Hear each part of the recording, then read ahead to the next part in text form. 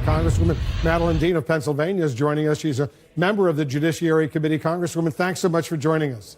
It's my pleasure. All right, let's get to the whole issue of a potential government shutdown. Do you agree with the position of at least some Democrats that they are taking in these negotiations on capping the number of detention beds for undocumented immigrants in ICE custody? What I agree on, and I think my entire caucus agrees on, and I bet most of the Republican caucus agrees on, is that we must never shut down government again over a policy dispute, over a political dispute. What we know happened after 35 days of shutting down government was we cost our economy $11 billion, and we cost people, the human factor, in immeasurable ways. 8,000 federal workers and their families were harmed. We must stop holding them hostage and in the balance as we do what we're supposed to be doing, which is good governance and funding our government.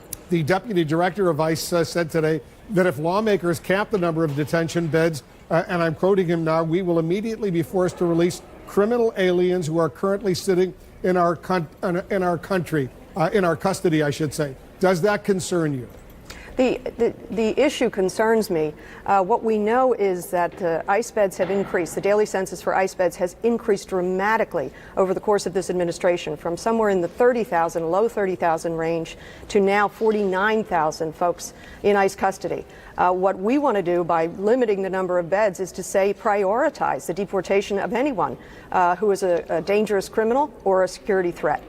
What we fear and what we know is that more than half of the folks being held in detention have no criminal background other than the fact that they are immigrants.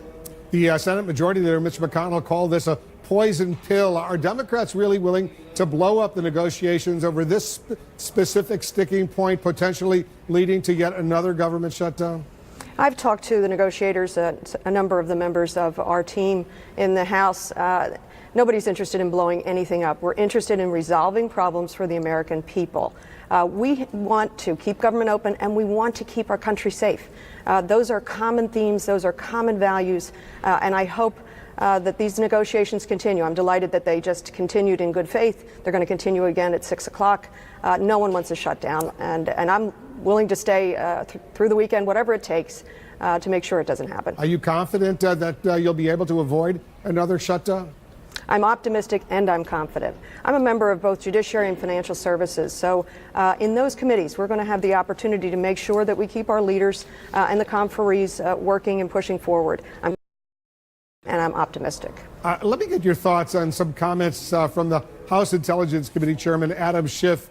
He expressed concern that the special counsel Robert Mueller wasn't digging into President Trump's finances enough. Do you have any reason to believe that Mueller isn't being thorough enough in this investigation, specifically as far as the finances of President Trump are concerned?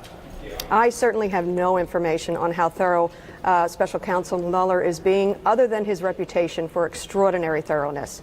So I have no concerns over that. I certainly am well aware of what Chairman Schiff said over the weekend on Meet the Press, and I trust him very well.